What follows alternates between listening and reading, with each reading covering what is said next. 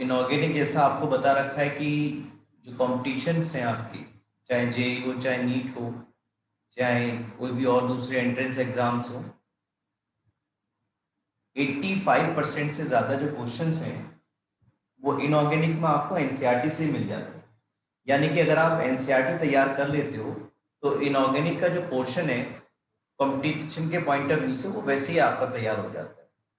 तो ये nitric acid के बारे में काफ़ी बात हमने कर ली है। अब हम इसके रिंग टेस्ट के बारे में आज बात करेंगे। तो जो अगर हमारे पास सॉल्ट में, जो आपने क्लास 11 में सॉल्ट एनालिसिस जैसे की हुई है, अगर आपको सॉल्ट में नाइट्रेट आयन प्रेजेंट है तो आप क्या करेंगे, उस नाइट्रेट आयन को आप एक टेस्ट ट्यूब में ले लेंगे और सबसे पहले आप इस टेस्ट ट्यूब में नाइट्रेट आयन का जो रेडिकल है उसको आपने ले लिया यहाँ पर। सेकेंडली, आप फ्रेशली प्रिपेयर्ड फेरस सल्फेट का एक्वस सोल्यूशन ऐड करेंगे इस टेस्ट ट्यूब में जिसमें नाइट्रेट आयन आपने लिया हुआ है एज ए रेडिकल। और थर्डली, कंसंट्रेटेड H2SO4 को ड्रॉपर की हेल्प से इस टेस्ट ट्यूब की साइड वॉल से ऐड करेंगे। यहां से कंसंट्रेट H2SO4 की एक ड्रॉप ड्रॉपर की हेल्प से टेस्ट ट्यूब की जो साइड वॉल है बिल्कुल उससे मिलाते हुए ऐड करेंगे। जैसे ये H2SO4 की ड्रॉप इस FeSO4 और नाइट्रेट आयन के सॉल्यूशन से मीट करेगी, इमीडिएटली वहां पर एक ब्राउन कलर का रिंग फॉर्म हो जाएगा। और ये जो ब्राउन रिंग फॉर्म हो रहा है, this is one of the characteristic test of nitrate ion. ये ब्राउन रिंग का फॉर्मेशन ये कंफर्म कर रहा है कि सॉल्ट में नाइट्रेट आयन अवेलेबल है। फिर से मैं आपको बताता हूं, देखिए जैसे हम क्लास 11 में सॉल्ट एनालिसिस करते हैं, आपकी क्लास 12 में भी सॉल्ट एनालिसिस है। आपको कहा जाएगा to identify one acidic and one basic radical in the given inorganic salt. 2017 से पहले, 2017 से पहले ये आपका बाइनरी सॉल्ट होता था, यानी कि दो एसिडिक और दो बेसिक सॉल्ट्स आपको पता करने होते, रेडिकल्स पता करने होते थे। लेकिन अब ये आपका सिलेबस चेंज हो गया सीबीएसई में, तो आपको केवल वन एसिडिक और वन बेसिक रेडिकल ही आइडेंटिफाई करने होते। तो अगर हमारे पास एसिडिक रेडिकल नाइट्रेट आयन है तो उसे कैसे कंफर्म करेंगे कि वो रेडिकल नाइट्रेट ही है। ये नाइट्रेट का कंफर्मेटिव टेस्ट हम पढ़ रहे हैं, जिससे हम बोलते हैं ब्राउन रिंग टेस्ट। इसके लिए एक टेस्ट ट्यूब में जो रेडिकल है जिसमें कि नाइट्रेट आयन अवेलेबल है उसको टेस्ट ट्यूब में ले लिया और उसमें secondly freshly prepared ferrous sulphate का एक्वस सोल्यूशन ऐड कर। थर्ड, एक ड्रॉपर की हेल्प से कंसंट्रेटेड H2SO4 की एक ड्रॉप इस टेस्ट ट्यूब की वॉल से बिल्कुल मिलते हुए हम ऐड करेंगे। जहां पर ये कंसंट्रेटेड H2SO4 की ड्रॉप इस फेरस सल्फेट और नाइट्रेट आयन के सॉल्यूशन से मीट करेगी, वहां पर एक ब्राउन कलर का रिंग फॉर्म हो जाएगा जो कि कंफर्म करेगा presence of nitrate ion in the radical, और इसलिए इसको हमने ब्राउन रिंग टेस्ट बोला।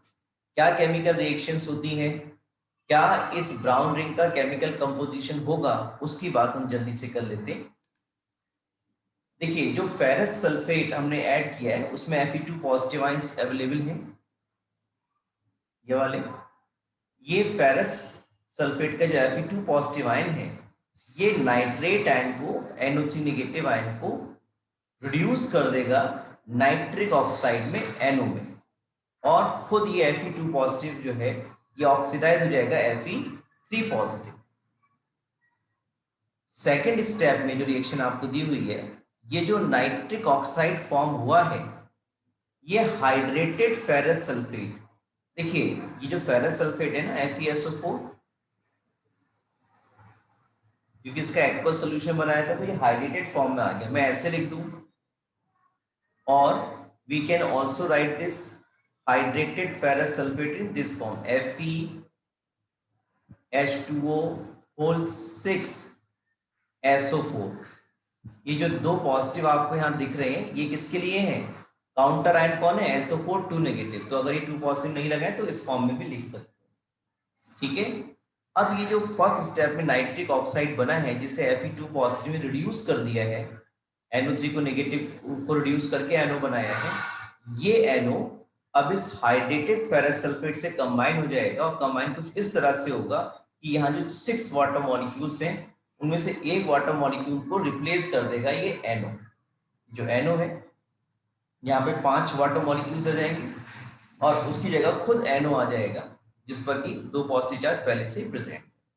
इस कॉम्प्लेक्स को हम ऐसा भी लिख सकते हैं, FeH2O होल 5 NO2 पॉजिटिव की जगह SO4 2 नेगेटिव आयंस यहाँ, जैसे यहाँ पर मैंने लगाया था SO4 2 नेगेटिव, वही SO4 2 नेगेटिव आयंस बाहर भी अवेलेबल है। या कुछ बुक्स इस फॉर्मूले को ऐसा भी लिख देते हैं कि ये FeSO4 सिंपली लिख दिया और यहाँ पर FeSO4 डॉट NO लगा दिया। This is read it as nitrosoferrous sulphate. This is read it as nitrosoferrous sulphate. तो कई कॉम्पिटिटिव एग्जाम्स में क्वेश्चन आया है, the formula of the brown ring formed during the nitrate test is, तो इसमें से कोई सा भी ऑप्शन हो सकता है, या तो ये हो सकता है, या फिर ये हो सकता है, या फिर ये हो सकता है। तीनों बातें एक ही हैं और तीनों ही बातें ठीक है, तो इस बात को ध्यान रखेंगे। कई सारे कॉम्पिटिशन्स में ब्राउन रिंग जो फॉर्म होता है नाइट्रेट रिंग, नाइट्रेट के टेस्ट में, उसका केमिकल कंपोजिशन कई बार एग्जाम्स में पूछा गया है, और वहां पे आपको फॉर्मूले दिए होते हैं। फर्स्ट, सेकंड, थर्ड में से जो भी फॉर्मूला आपको दिया होगा, उन तीनों में से कोई भी जो होगा उसका, उसमें आप करेक्ट ऑप्शन लगाएं।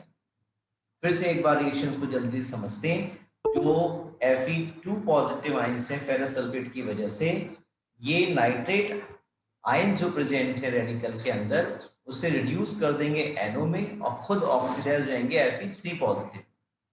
अब जो FeSO4 as it is present था, जो ऑक्सीडाइज नहीं हो पाया Fe3 पॉजिटिव में, उससे ये नाइट्रिक ऑक्साइड कंबाइन कर लेगा और नाइट्रोसोफेरस सल्फेट, या इसका IUPAC नेम भी हम बताएंगे जब आपको चैप्टर नंबर 9 पढ़ेंगे। अभी आपको बताने में कोई फायदा नहीं, क्योंकि आप इसको इतना जल्दी सीख नहीं पाएंगे। तो आप इसको नाइट्रोसोफेरस सल्फेट ही याद रख लें। इसका जो कलर है वो कैसा रहेगा?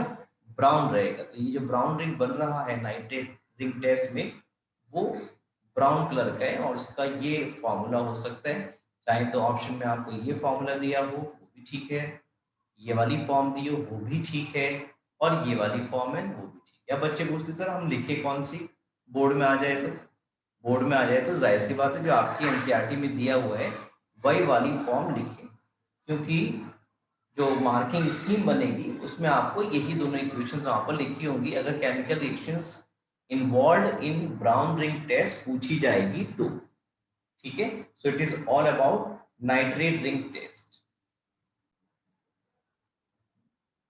ये सभी नाइट्रेट के टेस्ट हो सकते हैं, जैसे dry heating test, concentrated sulphuric acid test, diphenyl amine test, copper chip test. इसमें बेस्ट जो रहता है वो ब्राउन रिंग टेस्ट रहता है, which is one of the confirmatory test of nitrate ion. तो इसमें क्या क्या रिक्वायरमेंट रहती है उसकी हम बात कर लेते हैं। टेस्ट ट्यूब की रिक्वायरमेंट रहेगी, जो सॉल्ट आपके पास है नाइट्रेट उसका सोल्यूशन चाहिए, फ्रेशली प्रिपेयर्ड फेरस सल्फेट चाहिए, कॉन्सेंट्रेटेड H2SO4 चाहिए, और ड्रॉपर्स चाहिए।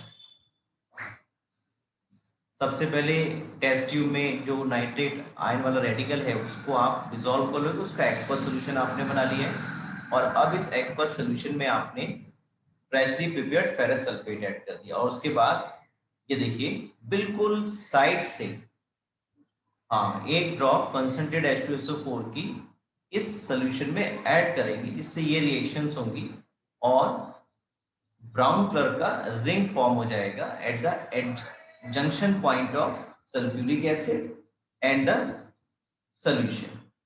ठीक, तो ये आपका नाइट्रेट रिंग टेस्ट था जिसमें आपने देखा ब्राउन रिंग फॉर्म हो रहा था जैसे आपने कंसंट्रेटेड H2SO4 को ऐड किया एक ड्रॉप, और जहां पे कंसंट्रेटेड H2SO4 मीट करेगा इस सोल्यूशन के साथ जिसमें फेरस सल्फेट नाइट्रेट आयन है, वहां पर एक ब्राउन कलर का कॉम्प्लेक्स बन जाएगा, और उसी कॉम्प्लेक्स का जो रिंग है that is called brown ring which is nitroso ferrous sulphate.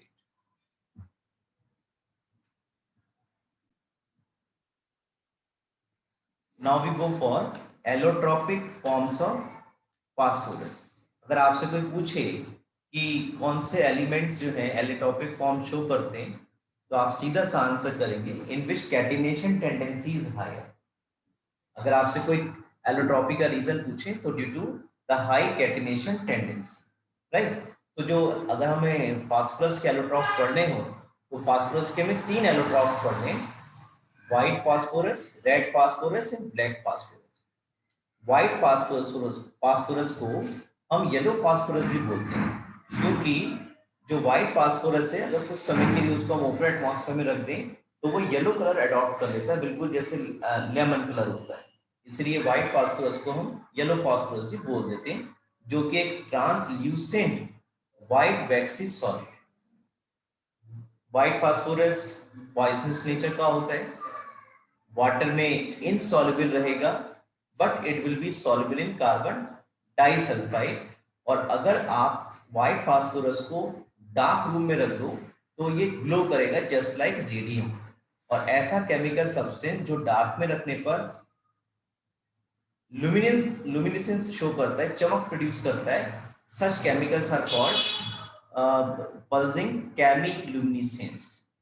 तो phosphorus can glow in dark, that's why it shows chemiluminescence. White phosphorus की प्रॉपर्टी है it boils when it boils with NaOH in an inert atmosphere it forms phosphine gas। ये preparation अभी phosphine में भी हम दोबारा से पढ़ेंगे। ये इक्वेशन है white phosphorus when reacts with sodium hydroxide it forms sodium hypophosphite as a byproduct and phosphine gas।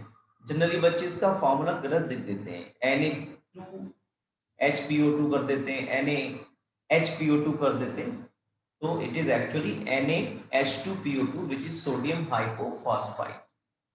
White phosphorus less stable है, अगर हमने इसको ओपन एटमॉस्फेयर में रख दिया तो ये फौरन फायर कैच कर लेता है। व्हाइट फास्फोरस आप देखोगे ये डिस्क्रीट P4 यूनिट की फॉर्म में एग्जिस्ट करता है। डिस्क्रीट का मतलब है सिंगल P4 यूनिट की फॉर्म में एग्जिस्ट करेगा, जैसा आपको स्क्रीन पर दिखाई पड़ रहा है। तो इस तरह से जो व्हाइट फास्फोरस है वो डिस्क्रीट P4 यूनिट की फॉर्म में एग्जिस्ट करेगा और इसकी रिएक्टिविटी बहुत ज्यादा है। अगर हम व्हाइट फास्फोरस को ओपन एटमॉस्फेयर में रख दें after some time it really catch fire just like sodium. Reason क्या है? जो व्हाइट फास्फोरस है it is very much reactive, और रिएक्टिव होने का जो रीजन है वो ये स्मॉल बॉन्ड एंगल है। जैसा आप यहाँ देख पा रहे हो कि व्हाइट फास्फोरस का जो डिस्क्रीट P4 मॉलिक्यूल है उसमें जो बॉन्ड एंगल है बहुत स्मॉल है, 60 डिग्री का है। और इसी स्मॉल बॉन्ड एंगल की वजह से जो P4 मॉलिक्यूल है उसके अंदर एंगुलर स्ट्रेन रहता है, यानी कि स्मॉल एंगल की वजह से जो मॉलिक्यूल में स्ट्रेन है, खिंचाव है, उसे हमने एंगुलर स्ट्रेन बोल दिया है।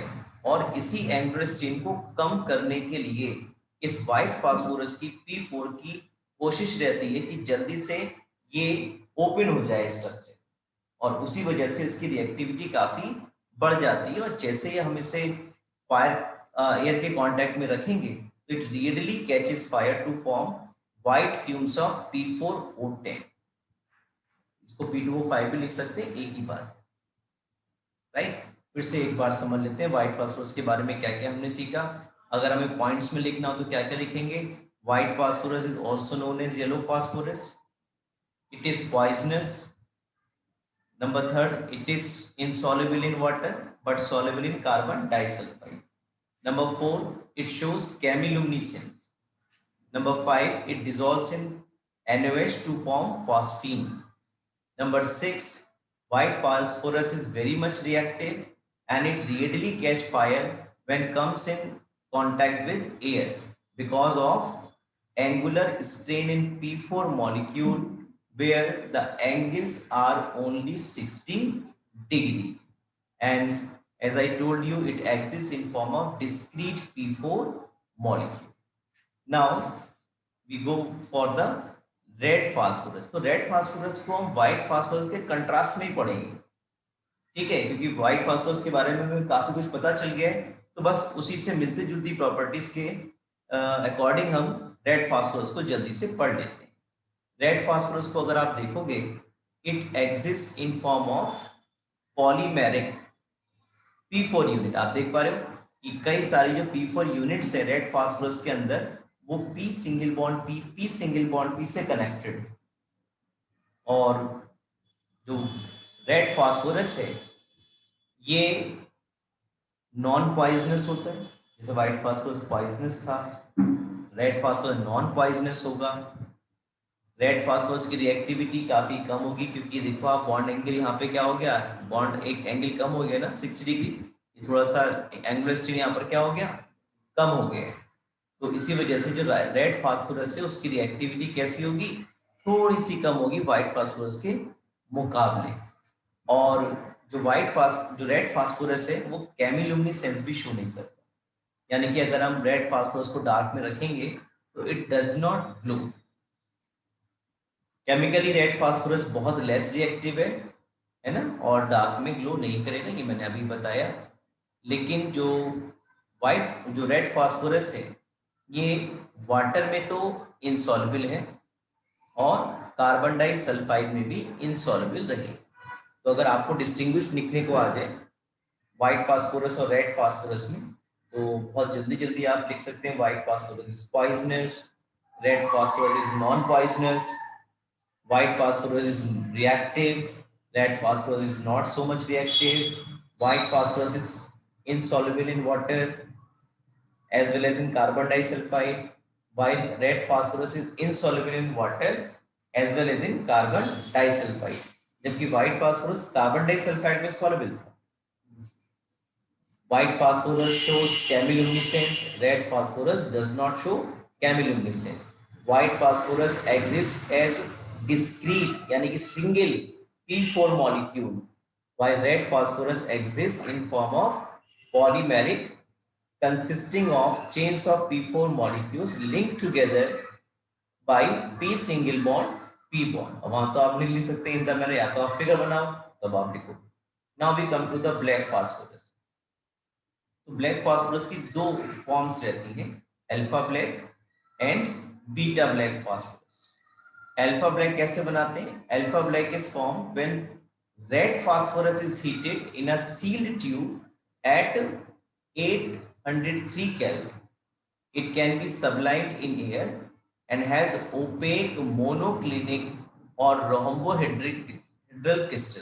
सॉलिड स्टेट में आपने टाइप्स ऑफ क्रिस्टल सिस्टम पढ़े, उसमें मोनोक्लिनिक का भी जिक्र है, रोम्बोहेड्रल का भी है, तो उसी तरह से इसके क्रिस्टल्स रहेंगे। यानी कि अगर आपको एग्जांपल आ जाए, write monoclinic, write the example of monoclinic और रोम्बोहेड्रल क्रिस्टल, तो आप अल्फा ब्लैक फास्फोरस को लिख सकते हैं। It does not oxidise in air, इसकी रिएक्टिविटी काफी कम होती है, और जैसा आपको ये रेड फास्फोरस में दिख रहा है ना, कई सारे unit P single bond P से कनेक्टेड है, ऐसे ही ब्लैक फास्फोरस के अंदर अप लेफ्ट राइट एक नेटवर्क ऑफ P4 यूनिट्स रहता है।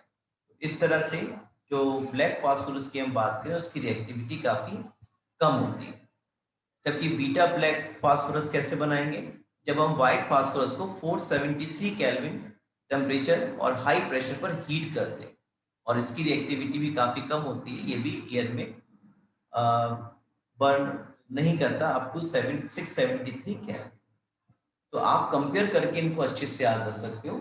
आपने व्हाइट फास्फोरस अगर समझ लिया है तो उसके कंपेयर करके रेड लिख सकते हो, और रेड से थोड़ा सा मिलता जुलता ब्लैक फास्फोरस के बारे में लिख लिया। ब्लैक फास्फोरस भी नॉन पॉइजनस है, ये भी केमिलुमिनेसेंस शो नहीं करता, रिएक्टिविटी इसकी रेड से भी कम है, ये भी कार्बन डाइसल्फाइड में इनसॉल्युबल है, वाटर में भी इनसॉल्युबल है। कुछ प्रॉपर्टीज आप उससे कंट्रास्ट में लिख सकते हो। Now we come to the next compound of phosphorus, that is phosphine, PH3। तो अगर लेबोरेटरी में फॉस्फीन बनाना हो तो either you treat calcium phosphide Ca3P2 with water, by which you get calcium hydroxide and phosphine gas. Similarly, if you treat calcium phosphide with HCl, then also we get phosphine gas. बड़ी interesting बात है, जब हम white phosphorus को use करके phosphine को बनाते हैं by treating with NaOH in an inert atmosphere of CO2, तो फॉस्फीन गैस बनती है। यहाँ पे इनर्ट एटमॉस्फेयर इसलिए लिया बेटा क्योंकि जो व्हाइट फास्फोरस है ना, ये हाईली रिएक्टिव है, अभी आपने सीखा। तो अगर ये जरा सा भी एयर के कांटेक्ट में आ गया, ऑक्सीजन के कांटेक्ट में आ गया, तो फौरन फायर कैच कर लेगा, क्योंकि इसमें जो एंगुलर स्ट्रेन है उसकी वजह से इसकी रिएक्टिविटी काफी बढ़ जाती है। तो यहाँ पे बड़ा इंटरेस्टिंग सा पॉइंट बनता है कि फॉस्फीन इज नॉन इनफ्लेमेबल। जो फॉस्फीन आप देख रहे हो ये नॉन इनफ्लेमेबल है, ये फायर कैच नहीं करता है, लेकिन जैसे ही ये एयर के कांटेक्ट में आता है फॉस्फीन फौरन फायर कैच कर। अभी हम बता रहे हैं कि फॉस्फीन नॉन इन्फ्लेमेबल है, लेकिन it becomes inflammable when comes in open atmosphere. इसकी वजह क्या देखिए, तो phosphine no doubt non inflammable है, ये फायर कैच नहीं करेगा, but the white phosphorus which we use for the preparation of phosphine may possible some vapors of this white phosphorus are present with the phosphine। ये बात बिल्कुल ठीक है, phosphine fire catch नहीं करती है, लेकिन फॉस्फीन को व्हाइट फास्फोरस की हेल्प से जब बनाएंगे लेबोरेटरी के अंदर, तो हो सकता है कि फॉस्फीन के साथ कुछ व्हाइट फास्फोरस की वेपर्स भी प्रेजेंट हो, और जैसे ये व्हाइट फास्फोरस की वेपर्स आएंगी एयर के कांटेक्ट में, ऑक्सीजन के कांटेक्ट में, तो ये व्हाइट फास्फोरस की वेपर जो है फायर कैच करेंगे। तो बड़ा इंटरेस्टिंग क्वेश्चन बनता है, दो phosphine is non inflammable but becomes inflammable when comes in open atmosphere. तो ये आंसर आप लिखेंगे, when pure it is non inflammable but becomes inflammable owing to the presence of P2H4 और P4 वेपर्स। अब question आया JEE में एक बार, phosphine becomes inflammable due to the presence of, तो उसमें ऑप्शन में क्या क्या था, P2H4 P4, एक कोई ऑप्शन और दे दिया और नीचे लिख दिया A एंड B बोथ, तो आप A एंड B बोथ लिखोगे, ऐसा ना हो कि व्हाइट फास्फोरस का जिक्र करके आ जाए।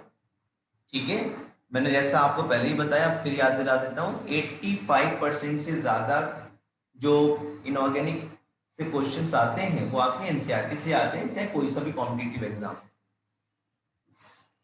देखिए जब फॉस्फीन को, अब जैसे यहाँ पे वेपर्स आ रही है, फायर कैच हो रहा है, तो उससे बचने के लिए क्या करते हैं, उससे बचने के लिए पहले हम फॉस्फीन को पास करेंगे HI के सोल्यूशन में।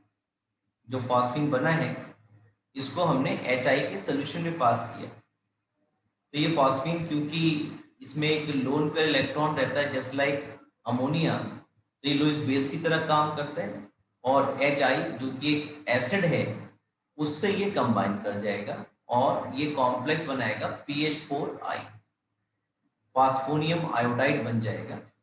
और अब इस फास्फोनियम आयोडाइड का ट्रीटमेंट जो है वो हम एल्कली से कराएंगे, KOH से कराएंगे। अगर आपको याद आ रहा हो, व्हाइट फास्फोरस की एक प्रॉपर्टी थी कि व्हाइट फास्फोरस एल्कली में सॉल्युबल था, तो अगर अब भी व्हाइट फास्फोरस की वेपर्स रहती हैं यहाँ PH4I के साथ, तो ये व्हाइट फास्फोरस की वेपर KOH में सॉल्युबल हो जाएंगे, और PH4I और KOH आपस में रिएक्शन करके KI प्रोड्यूस करेगा वाटर, और हमें प्योर फॉस्फीन मिल जाएगा विदाउट P2H4 और P4। अभी ये फायर कैच नहीं करेगा, राइट। आई होप सबको बात समझ में आ गई होगी। यानी कि अगर हमें PH3 को प्योर करना है, उससे इम्प्योरिटी हटानी है व्हाइट फास्फोरस की, वेपर्स की, या P2H4 की, तो हम उस फॉस्फीन गैस को पहले HI में एब्जॉर्ब कर लेंगे, और जिससे फास्फोनियम आयोडाइड बन जाएगा, और उसका ट्रीटमेंट फर्दर हम कराएंगे KOH के साथ, जिससे फॉस्फीन जो है वो रिलीज हो जाएगी, उसको हम अलग कलेक्ट कर लेंगे, और जो अगर P2H4 या P4 की वेपर्स रही होंगी वो एल्कली के साथ सॉल्युबल होकर के सोल्यूशन में प्रेजेंट कर जाएंगी। सकती है और फास्फीन को हम प्योर फॉर्म में अलग कलेक्ट करें। कुछ प्रॉपर्टीज देख लेते हैं फास्फीन की। फास्फीन जो है एक कलरलेस गैस है और इसकी जो स्मेल है वो रॉटन फिश लाइक स्मेल है। एक बात मैं यहाँ आपसे डिस्कस करूंगा। देखिए आपके जो सिलेबस है क्लास 12 सीबीएसई का, उसमें एक ना एक वर्ड प्रॉब्लम जरूर आती है। वर्ड प्रॉब्लम का मतलब है आपको वर्ड्स में बताया गया होगा ये रिएक्शन हो रही है, ये रिएक्शन हो रही है और आइडेंटिफाई द कंपाउंड एबीसीडी इस तरह से बोलते हैं। तो बच्चे जनरली ये समझते हैं कि ये वर्ड प्रॉब्लम जो है वो ऑर्गेनिक से ही जनरली आती है, लेकिन वर्ड प्रॉब्लम कई बार आपको इनऑर्गेनिक से भी मिल जाती है और बच्चा अपना दिमाग कहाँ लगा रहा होता है कि ऑर्गेनिक से हो। तो इस बात को ध्यान रखेंगे, ये रॉटन फिश स्मेल आपको कहीं नहीं मिलेगी पूरे आपके सिलेबस के अंदर। तो अगर रॉटन फिश स्मेल बात कर रहे हैं तो वो फास्फीन के बारे में बात हो रही है, ठीक है। और ये highly poisonous gas, it is a colourless gas with रॉटन fish smell and is highly poisonous in nature. It explodes in contact with traces of oxidizing agent like HNO3, chlorine and bromine vapors.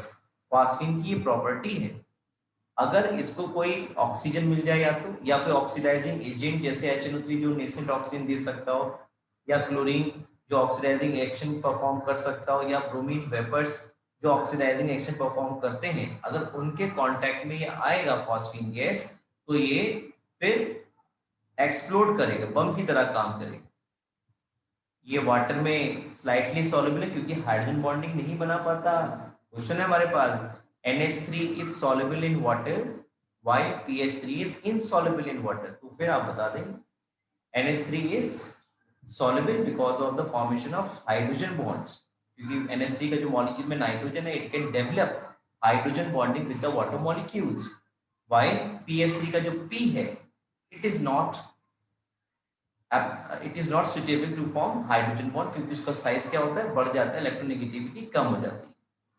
तो अगर question हमारे पास आता है why PH3 is slightly soluble in water, तो आप बताएंगे because it does cannot form hydrogen bond with water molecule। जो solution है PH3 का वाटर के अंदर decomposes in the presence of light giving red phosphorescent hydrogen.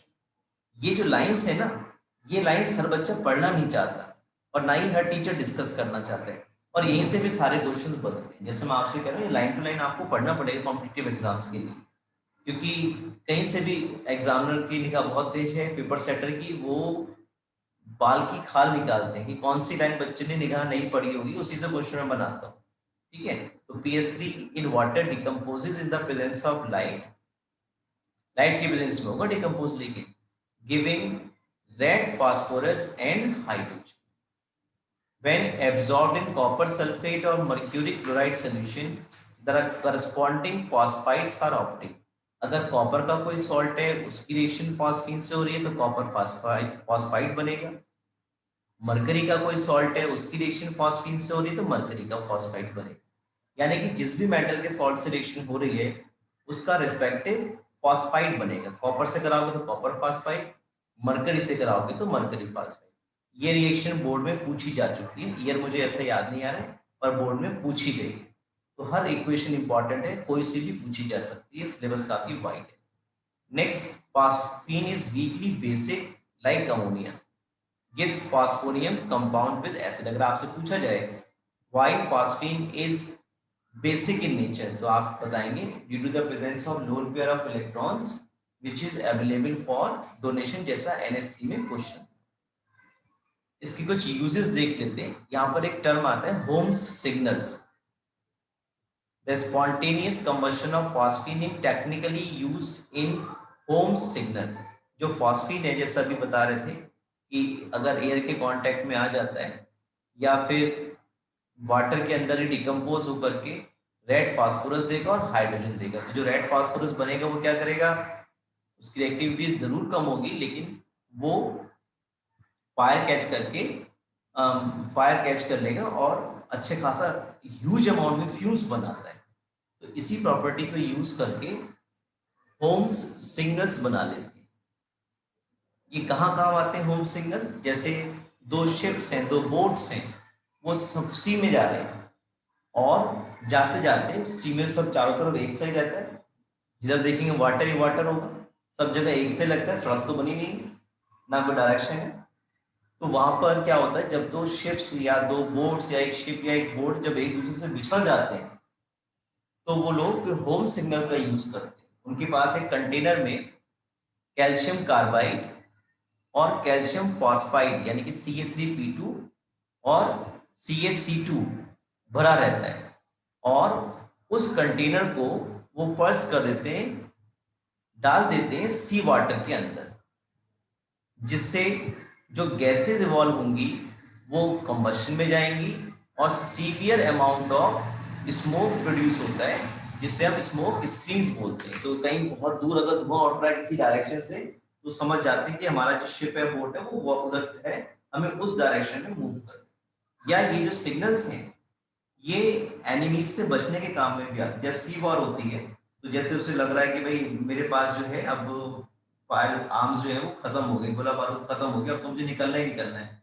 तो क्या करते हैं, कैल्शियम फॉस्फाइड और कैल्शियम कार्बाइड, ये जो कंटेनर्स हैं, उनमें थोड़ा सा उनको थोड़ा सा वाटर मिक्स किया और फिर उन्हें सी वाटर में फेंक दिया, जिससे क्या होगा, एक बिल्कुल स्क्रीन सा बन जाएगा, बादल ही बादल, मतलब स्मोक प्रोड्यूस होगा बहुत लार्ज अमाउंट में, और वो स्मोक की आड़ में जो शिप है वो किसी भी डायरेक्शन में मूव करता है, वो सामने वाले को दिखाई नहीं पड़ता। तो इस तरह से ये होम सिग्नल जो है वो काम में आते हैं। ठीक है, तो यहाँ पे प्रॉपर्टी क्या रहती है, जो कैल्शियम कार्बाइड है वो वाटर से रिएक्शन करके इथाइन गैस बनाता है, वो भी बहुत लार्ज अमाउंट ऑफ फ्यूम्स के साथ बर्न करता है। इसी तरह से कैल्शियम फॉस्फाइड, जैसे आपने ऊपर रिएक्शन देखी थी, पहली प्रिपरेशन आपने यही पढ़ी है, देखिए जब कैल्शियम फॉस्फाइड की रिएक्शन वाटर से करेंगे तो फॉस्फीन बनेगा, और फॉस्फीन के बारे में आपने भी सीखा, जो फॉस्फीन है ये अगर सॉल्युबल हो वाटर के अंदर, तो ये डिकम्पोज होकर के रेड फास्फोरस बनाएगा और डाई हाइड्रोजन गैस रिलीज करेगा, जो कि स्मोकी फ्लेम के साथ जलेगा, और काफी सारा ह्यूज अमाउंट में जो है स्मोक प्रोड्यूस होता है, जो स्टीम की तरह काम करेगा। तो कैल्शियम कार्बाइड और कैल्शियम फॉस्फाइड का मिक्सचर यूज किया जाता है होम्स सिग्नल्स में। ये क्वेश्चन एक बार नीट में आ चुका है, what is the composition of home signal. तो उसमें ऑप्शन में कैल्शियम कार्बाइड, दूसरे में कैल्शियम फॉस्फाइड, थर्ड में दे दिया A and D both mixture of calcium carbide and calcium phosphide, एक ऑप्शन कोई और दे दिया बच्चों को कंफ्यूज करने के लिए। तो जो कैल्शियम कार्बाइड और कैल्शियम फॉस्फाइड दोनों ही प्रेजेंट रहते हैं